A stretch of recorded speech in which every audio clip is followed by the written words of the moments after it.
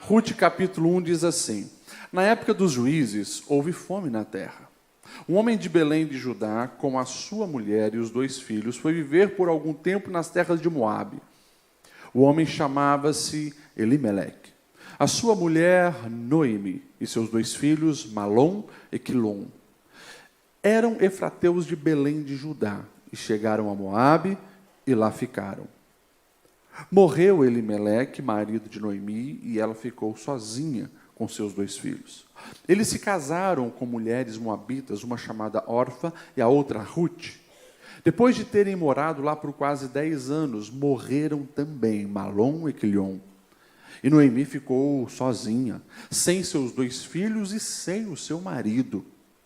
Quando Noemi soube, em Moabe, que o Senhor viera em auxílio do seu povo, dando mantimento, decidiu voltar com as suas 2 noras para a sua terra. Assim ela, com as 2 noras, partiu do lugar onde tinha morado, e enquanto voltavam para a terra de Judá, disse-lhes Noemi: vão, retornem para a casa das suas mães e dos seus pais, e que o Senhor seja leal com vocês, como vocês foram leais com os falecidos e comigo. O Senhor conceda que cada uma de vocês encontre segurança no lar de um outro marido. Então deu-lhes beijos de despedida, mas elas começaram a chorar alto e disseram: não, voltaremos com você junto do seu povo. Disse, porém, Noemi: voltem, minhas filhas, porque viriam comigo. Poderia eu ainda ter filhos que viessem a ser seus maridos? Voltem, minhas filhas, vão. Eu estou velha demais para ter outro marido, e mesmo que eu pensasse que ainda há esperança para mim, ainda que eu me casasse essa noite, depois desse-los filhos, iriam vocês esperar até que eles crescessem? Ficariam sem se casar à espera deles? De jeito nenhum, minhas filhas. Para mim é mais amargo do que para vocês, pois a mão do Senhor se voltou contra mim. Elas então começaram a chorar alto, e depois Orfa deu um beijo de despedida na sua sogra, mas Rute ficou com ela. Amém? Até aqui você pode se assentar. Enquanto você senta, pergunta aí para quem está do seu lado: como você tem reagido quando os sonhos se frustram? Como você reage quando os projetos falham? A vida acontece ao vivo. A vida acontece ao vivo. Ou seja, não tem como a gente editar aquilo que a gente não gostou, não é verdade? Eu já fiz centenas de casamentos. Eu nunca vi ninguém casar para dar errado. Investe pesado, porque acreditam: vai dar certo, e até que a morte nos separe. Mas, infelizmente, alguns dos casamentos que eu realizei não duraram tanto tempo. Você não vê ninguém empreendendo para falir. Se empreende para dar certo. Os nossos planos, os nossos projetos, os nossos desejos são para a gente se dar bem. Eu não sei se você conhece. Pode ser que tenha um doido aí que abra uma empresa para falir, mas eu não conheci. Todos nós queremos que as coisas dê certo. E nós planejamos para isso. Estamos diante de uma história que eles também estavam ali, mudando de uma região para outra, buscando soluções para os problemas. Se você observar, já no começo do livro que nós estamos lendo, vai falar de uma família bem antiga. Nós estamos falando de em torno de 3.600 anos atrás. Olha só o que Deus faz. Fez uma história de 3.600 anos atrás, atravessar os séculos, chegar até hoje, aqui em Blumenau, para que nós pudéssemos aprender com o que Deus tem para nos ensinar. Essa história nos conta, então, que tinha uma família muito bonita, ali na cidade de Belém. Não é Belém do Pará, nós estamos falando de Belém da Judéia. Tá? Esses tempos ele parece um jogador de futebol e diz: vou jogar na terra que Jesus nasceu. E ele estava em Belém do Pará. Não, nós estamos falando de Belém da Judéia, lá na região de Israel. Tá? Essa região é uma região muito linda, uma região pastoril, né, muitos pastores de ovelha, né, você vai ouvir alguns nomes importantes que saíram de lá na Bíblia, inclusive depois o próprio Jesus, enfim. Mas voltando aqui nessa história, uma família feliz, um pai, uma mãe e 2 filhos. É claro que algumas coisas já nos chamam a atenção, porque naquela época era muito raro uma família com 2 filhos, imagine. Né? A maioria tinha 10, 11, 12 filhos e assim por diante. De repente aparece uma família com 2 filhos, nós podemos suspeitar que aquela família ficou mais ou menos restrita pelo nome que a Bíblia nos apresenta dos meninos. A mãe se chamava Noemi, que significa amável, agradável, deleitável. O pai se chamava Elimeleque, Deus é meu rei. E os filhos Malom e Quilion. Nomes muito estranhos para se dar para crianças, naquele contexto oriental, onde um nome significa o que aconteceu ou um projeto dos pais sobre a vida dos filhos. Malom significa fraco, doente, que definha, como se fosse um enfermo. Quilion também fala de tristeza, né, e fraqueza. Então, são 2 nomes que pode ser que esses meninos, quando nasceram, tinham alguma doença, padeceram de alguma maneira, e os pais ficaram só naqueles 2 filhos. Enfim, a Bíblia vai nos dizer que ali, quando esses meninos talvez eram adolescentes e jovens, essa família, eles saem de Belém e vão para uma outra região, região de Moabe. Uma decisão também estranha, porque o povo de Deus vai agora sair dali, onde todos adoram o verdadeiro Deus, o único e verdadeiro Deus, onde eles estão ali no meio dos parentes, onde estão no meio dos amigos, onde eles conhecem o contexto, falam a língua, para ir para um outro país, uma outra cultura. Por quê? A Bíblia vai nos dizer que Belém, que significa casa do pão, faltou o pão. A fome chegou naquela região. Não sei se faltou chuva, eles não conseguiram resolver o problema da fome, e essa família então se muda para a região de Moabe. Moabe, como eu falei, uma região totalmente diferente. Os moabitas têm outros deuses, tem um deus Camus, que é o principal deus deles, e outras divindades, mas eles vão. E a Bíblia nos diz que essa expectativa deles de vamos sair do problema da fome aqui, parece que tem alguma coisa melhor ali para frente, vamos até Moabe, esse projeto não dá tão certo quanto eles esperavam. Por quê? A Bíblia vai nos dizer que o marido morre, Elimeleque morre, e os filhos vão se casar, os filhos são jovens, se casam com mulheres daquela região. Malom se casa com Ruth, Quilion se casa com Orfa, mas também, num prazo de 10 anos mais ou menos, conforme a Bíblia nos relata, os meninos também morrem. Agora, tenta se colocar no lugar dessa mulher chamada Noemi. A mulher cujo nome é deleitável e agradável. Essa mulher agora, ela está triste, ela está frustrada, porque não aconteceu nada do que ela planejou. Quem sabe quando saiu de Belém, na mente dela, vamos prosperar lá, quem sabe quando a gente tiver bastante rebanhos, bastante gado, bastante riqueza, eu estiver com muitos netos, quem sabe a gente volta. Mas agora, ela não tem o marido, ela não tem os 2 filhos. Ela ficou com as suas 2 noras, mas a Bíblia também vai dizer que ela diz, não fiquem comigo, vão embora. E ela afirma, eu não tenho mais nada para oferecer para vocês. Vão. E Ruth, por mais que chorou no primeiro momento, entendeu, de fato é isso, eu vou voltar para a casa dos meus pais e quem sabe eu caso de novo. Orfa, desculpa. Mas Ruth decide, eu vou ficar contigo. E faz uma das declarações mais lindas que nós temos na Bíblia, quando Ruth se posiciona e diz, não vou sair de perto de você, Noemi. Eu vou voltar para Belém contigo, eu vou servir o teu Deus, porque o teu Deus é o meu Deus e o teu povo é o meu povo. É interessante, porque quando nós olhamos para a vida dessas 2 mulheres, tem alguns aprendizados que falam dessa realidade que nós estamos aqui pensando e refletindo. Vamos começar olhando para a Ruth. Essa nora que faz essa declaração para a sua sogra Noemi, dizendo, eu quero ficar do teu lado, o seu Deus é o meu Deus, o seu povo é o meu povo, aonde fores irei, aonde morreres morrerei, e que nada, a não ser a morte, me separe de você. Muito forte que ela fala. E quando nós olhamos para isso, nós conseguimos enxergar o perfil de uma mulher decidida. Uma mulher que tomou algumas decisões importantes.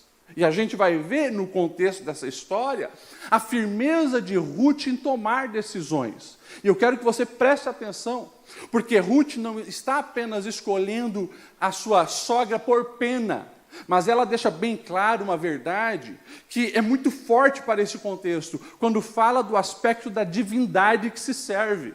Imagine, a Bíblia não vai falar quanto tempo a Ruth ficou casada ali com o filho de Noemi, mas foi o tempo suficiente para Ruth ter algumas convicções. Eu sei que o seu Deus é o verdadeiro Deus. O que eu experimentei no seu Deus basta para mim querer abrir mão de tudo que eu vivi antes de conhecer esse Deus. Então eu vou contigo, eu vou para a terra que Deus deu ao seu povo, e o seu Deus, a partir de agora, também é o meu Deus.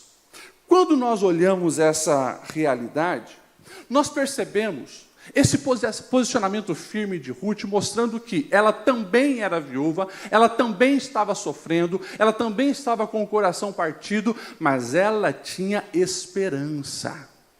E aqui, a nossa reflexão de hoje é sobre isso. Eu decido ter esperança, principalmente quando a vida dói, quando o problema chega, quando a circunstância é desfavorável, quando os projetos se frustram. Nós precisamos escolher ter esperança. Por que, pastor Lediel? Muito simples. Ruth entendeu algo lógico que nós precisamos entender. O passado, eu não consigo mudar. Mas o meu futuro, eu posso mudar. Presta atenção nisso. Eu falo, sabe por quê? De uma maneira tão clara, e todos vocês sabem disso, a não ser que tenha alguém aqui que conhece aquilo que Hollywood apresenta, uma máquina do tempo onde eu posso entrar e voltar lá no passado e mudar alguma coisa na história. A gente sabe que isso não passa de ficção, é utopia. Não existe como voltar ao passado. Porém, a minha experiência de gabinete pastoral e os pastores que atendem sabem que, infelizmente, tem muitas pessoas hoje que não desfrutam tudo que a vida pode lhe oferecer, os projetos que Deus tem sobre eles, porque estão investindo todas as suas energias para se lamentar sobre um passado que não deu certo. Presta atenção nisso, porque isso fala também de identidade. E esse texto que nós lemos, e a continuação dessa história, é maravilhoso para nos mostrar sobre isso. Você lembra que eu falei do nome? Os nomes dos meninos e como isso é importante? A partir de agora, quando essas mulheres estão voltando para a cidade de Belém, essas duas, elas chegam na cidade, o povo começa a ver, mas parece que eu conheço aquela senhora mais velha. Outro diz, não é a Noemi? Aquela que saiu daqui com seu marido, o Elimeleque? Ah, é ela mesmo. Daí eu imagino, foi se aproximando e chegando, e falaram, por acaso você não é a Noemi? E a resposta dela foi, não me chame mais Noemi, doce, agradável, deleitável. Me chame de Mara. No hebraico radical, Mara se fala de amarga. Ou seja, presta atenção nisso. Porque ela agora não quer mais ser conhecida como a Noemi doce. Ela agora entende que a amargura está sobre ela. E depois nós vamos ver os desabafos que ela faz para Deus, achando que Deus fez com que a vida dela se tornasse amarga daquele jeito. Não me chame Noemi, me chamem Mara. E elas voltam para aquilo. E de fato, nós vamos ver a Noemi apegada às dores do passado. O foco dela só está nos planos frustrados, na perda do marido, não consegue nutrir uma esperança. Diferente de Noemi, que compreendeu já desde esse momento, apesar das dores da vida, que eu não mudo o passado, eu preciso mudar o meu futuro. Quando nós olhamos para a palavra de Deus, nós vamos encontrar inúmeros exemplos de heróis e heroínas que também se posicionaram dessa maneira. E eu volto a afirmar, todos aqui nesse ambiente, adultos, já passaram frustrações. Nós olhamos os personagens da Bíblia, nós vamos ver homens e mulheres chamados por Deus, servos de Deus, que passaram por frustrações. Você vai ver um apóstolo Paulo escrevendo aos Filipenses, dizendo assim: olha, uma coisa eu faço, esquecendo-me das coisas que para trás ficaram, eu prossigo para o alvo. Olha só, eu preciso deixar algumas coisas lá do passado. Quem que foi Paulo? Chamado de Saulo anteriormente. Perseguiu a igreja, matou cristão, assassinou gente. Um peso terrível sobre ele. Mas ele diz: esquecendo-me das coisas que para trás ficam, eu prossigo para o alvo. Eu passei por uma transformação, o meu futuro é com Cristo, e o meu futuro é glorioso, é para lá que eu sigo. Ruth sabia disso também. Ela sabia que com o Deus de Noemi era possível uma transformação. Então, a primeira lição que eu gostaria que você levasse para a sua vida, você que precisa tomar essa decisão, porque o seu coração está vazio de esperança, você precisa ter esperança. Por favor, não olhe para o passado para se lamentar, baixar a cabeça, se acovardar, mas você precisa entender que não se muda passado, você muda o futuro e depende do seu posicionamento hoje. Quem me entende diz amém. Pastor, e para que serve então o passado? As dores que eu sofri? Para aprender. O passado precisa ser pedagógico. E claro que quando eu falo do passado, é o passado negativo, as coisas que não deram certo, porque o passado positivo, nós estamos falando de muitas coisas do passado, coisas boas, coisas grandiosas, coisas maravilhosas, isso precisa nos inspirar. Olha para a sua vida, quantas coisas boas também já aconteceram? Quantas coisas excelentes. Quantas vezes você pensou em desanimar e não desanimou? Quantas vezes você se sentiu solitário e o Senhor se manifestou dando uma companhia ao seu coração? Quantas pessoas já tentaram puxar o seu tapete, mas Deus te sustentou? Ou seja, tem coisas boas no passado que você precisa olhar e lembrar do cuidado, do favor, da grandeza de Deus, do amor dele por você. Só que as dores do passado, as traições, as calúnias, as frustrações, os sonhos que não deram certo, precisam te levar a aprender, para que você possa corrigir aquilo que não deu certo. Olha só, a Noemi, frustrada, amargurada, triste, não quer mais ser chamada por esse nome, quer ser amarga. Só que ela vai, aos poucos, entendendo que essa situação de dor, de lamento, de apego ao caos, não vai mudar a situação. Ela deixa algumas brechas para que a luz de Deus entre na alma dela. Primeira brecha, ela já foi ter saído de lá, de Moabe, e ido para Belém. Porque quando nós olhamos o texto diz que ela vai para Belém porque ela ouviu falar que Deus havia se manifestado e provido mantimento para o povo de Belém. Opa, presta atenção nisso. Porque alguém que diz assim: sou amarga, a mão de Deus pesou-se contra mim, Deus se voltou contra mim. E algumas pessoas, às vezes, quando lê isso, perguntam: pastor, ela não está blasfemando? Ei, deixa eu falar uma coisa para você. Deus não se perde com a sua perca, com a sua frustração e com o seu lamento. Presta atenção nisso. Porque tem pessoas, né, que às vezes, e aqui deixa eu abrir uma brecha para explicar isso. Nós somos gente de carne e osso. Nós erramos e falhamos, como Noemi estava falhando. Às vezes, você usa palavras para tentar expressar a tua indignação, e às vezes até contra Deus. Porque Deus me abandonou, porque Deus nem existe. Ei, Deus não deixa de ser Deus com a sua frustração, mas vigia a sua alma. Por quê? Se você falou da boca para fora, os demônios ouviram. E os demônios já prepararam um discurso para colocar na sua mente que você não tem perdão, que você falou coisas que não devia. Ei, Se o teu coração teme a Deus, pode ter certeza, o Espírito Santo está agindo. Porque o Pai continua de braços abertos. E não é eu que estou falando. Jesus, quando foi revelar o amor do Pai pelos filhos, disse sim. Teve um filho que xingou o pai. Teve um filho que pediu a herança dizendo, entre aspas, que prefere ver o pai morto porque ele só tem interesse pelo dinheiro. Saiu, foi ver a vida dele. Mas quando voltou todo sujo, Jesus diz, o pai estava lá de braços abertos. Eu fecho o parênteses para você entender o amor de Deus por você. Deus amava Noemi e tinha um propósito para Noemi, apesar das frustrações dela. Daí chegou um momento que Noemi, aos pouquinhos, vai deixando essa brecha para o sol raiar na alma dela.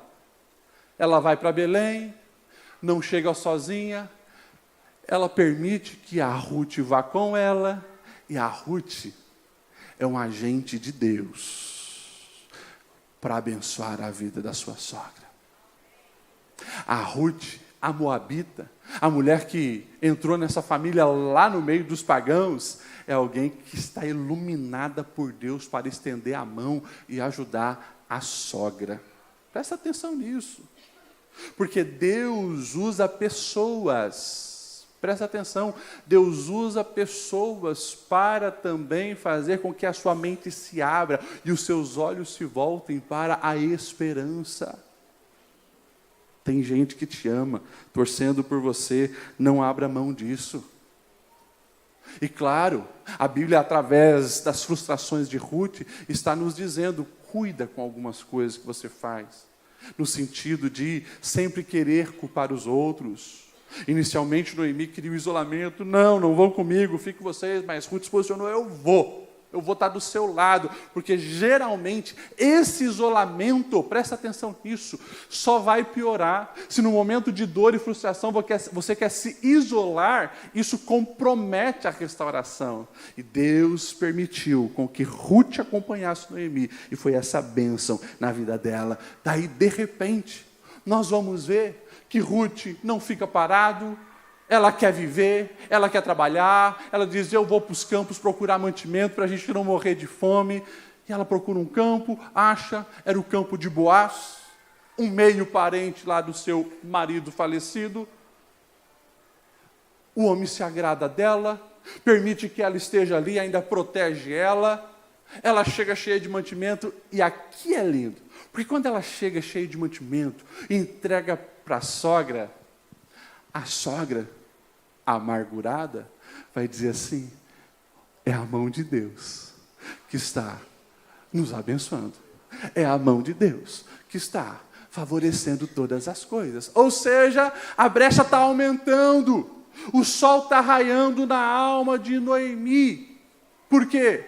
Ela está aprendendo que não adianta ficar cultivando a amargura, mas vamos corrigir os erros e vamos abrir o coração para o que Deus tem para as nossas vidas. Então, se você não pode mudar o passado, mas pode mudar o futuro, que as suas atitudes hoje estejam visando o que Deus pode fazer no amanhã. Quando olha para as dores do passado, olha com o olhar de aprendizado, para que você venha corrigir os erros. A Bíblia vai nos contar, lá em Lucas 19, a história de Zaqueu, cobrador de impostos. Agia, como a maioria deles, de maneira ilegal, visando apenas o lucro, o enriquecimento. Mas quando ele tem um encontro com Jesus, ele diz, olha, estou mudando de vida. A partir de hoje, estou dando metade dos meus bens para os pobres, e quem eu defraudei, eu vou restituir 4 vezes mais. Transformação, porque agora ele descobriu, dinheiro não entra na alma, mas eu preciso da salvação que vem através de Jesus. Corrigir. Todos nós aqui já cometemos erro, mas presta atenção, erro cometido é um erro, como eu falei, não podemos voltar mais no passado, mas eu posso aprender com ele para não voltar a repeti-lo. E outra, se o meu erro machucou pessoas, eu preciso me posicionar, decidir, me encher de esperança e ter a maturidade de cheio do Espírito Santo, como o pastor Aguiar falou nessa noite aqui, cheio do Espírito Santo, chegar para a pessoa que eu feri, pedir perdão. eu errei, eu vacilei, eu pequei contra você, me perdoa. Se está sendo um poço de amargura, liberar perdão, para que você não fique cativo nessas amarras que drenam as energias da sua alma. Tudo isso é decisão de viver uma vida cheia de esperança.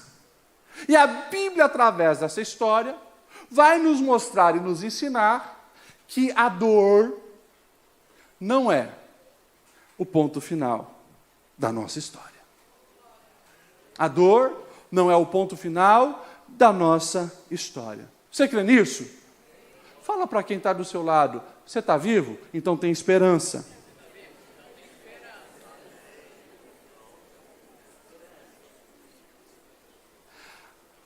A Noemi, que recebeu agora iluminação na sua alma, ela está dizendo assim agora para Ruth. E como é lindo ver a Noemi cheia de esperança, né? Uma pessoa cheia de esperança, ela é uma pessoa que sempre vai olhar a vida por óticas diferentes. Uma delas é a ótica do amor. Presta atenção nisso. Pessoas frustradas não conseguem desfrutar do amor, ver o amor, incentivar o amor. Mas pessoas cheias de esperança incentivam o amor, vivem o amor, motivam o amor. É só você ver alguém apaixonado. Essa pessoa atravessa a cidade só para ver a outra. Esperança de ver, de encontrar, de tocar, de estar junto. É assim. E de repente, a Noemi começou a perceber, peraí, mas a minha nora está chegando com muita farinha de cevada. O que está acontecendo? Então quer dizer que o seu Boaz está deixando cair mais do que devido lá? Minha filha, já entendi. Esse cara está dando mole para você. Faz o seguinte, olha só. A mulher que queria ser amarga, ela já está bolando uma estratégia de cupido, né? Já está ensinando ali o que a nora deve fazer para agora conquistar o coração daquele homem. Vai, faz isso, assim, assim, ele vai entender que você também está aberta para um relacionamento. E não deu outra. Não deu outra. Para encurtar a história, Noemi vai ver a sua nora Ruth casar com um homem excelente. Boaz era o resgatador, parente da família, um homem de coração generoso, um homem justo, um homem honesto, um homem temente a Deus. E eles se casam. E a Bíblia vai nos dizer que da intimidade nasce um filho. Eu só quero ler a parte final, porque é muito lindo quando nós olhamos essa história, porque o texto vai dizer assim, lá no capítulo 4, verso 13, Boaz casou-se com Ruth, e ela se tornou a sua mulher. Boaz teve intimidade com ela, e Deus abençoou que ela engravidasse e teve um filho, e as mulheres da cidade disseram, presta atenção nisso, as mulheres da cidade disseram, não para Ruth, que estava lá gestante, e ganhou o neném, mas disseram para Noemi, olha só, louvado seja o Senhor, que hoje não a deixou sem resgatador e que o seu nome seja celebrado em Israel. Vamos fazer uma festa, todo mundo vai celebrar, não o nome de Mara, o nome de Noemi, porque Deus se lembrou dela. O menino lhe dará nova vida e a sustentará na velhice, pois é filho da sua nora que te ama e é melhor do que você tivesse 7 filhos. Noemi, verso 16, Noemi pôs o menino no colo, passou a cuidar dele. E as mulheres da vizinhança celebraram o seu nome e disseram, é Noemi que tem um filho. E deram a ele o nome de Obed. Obed foi pai de Jessé, que foi o pai de... E daí, lá na frente, tem alguém que é o Salvador. Vai ser chamado de filho de Jesus, o filho de Davi. Ou seja, presta atenção nisso. A mulher que queria ser amarga, a brecha de esperança foi entrando na alma dela. Ela agora é louvada em Israel. Ela não fazia ideia, mas Deus estava a abençoando para que ela entrasse na história da humanidade, através da linhagem messiânica do Salvador. São muitas as histórias na Bíblia, onde nós vamos ver isso. Decisões que você toma, que podem fazer toda a diferença. Decisões como de Ruth: eu vou ficar com esse Deus, eu vou cuidar da minha sogra. E Deus a abençoou. A Moabita, um povo pagão, a Ruth também está na descendência do Messias. A Noemi, que por mais que num momento ficou indignada, esbravejou, xingou Deus, mas não expulsou a sua nora de longe. Aquela nora do lado dela foi uma bênção divina, e agora ela está sendo louvada numa nação, porque se tornou uma mulher restaurada e abençoada. Decisões. Eu finalizo lembrando você de coisas tão importantes que isso aqui está nos dizendo. Nós precisamos tomar esse posicionamento na nossa vida. Eu não sei qual tipo de dor que você já passou.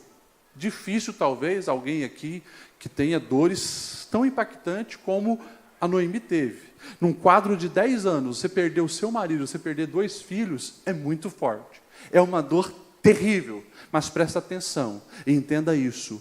As tragédias da vida não são o ponto final. Quando você se posiciona na presença de Deus, abre o coração para a esperança e decide viver. Vamos se colocar em pé, porque eu quero orar por você. Presta atenção, você que chegou aqui e ouviu essa palavra. Eu quero convidar você para tomar uma decisão na sua vida hoje.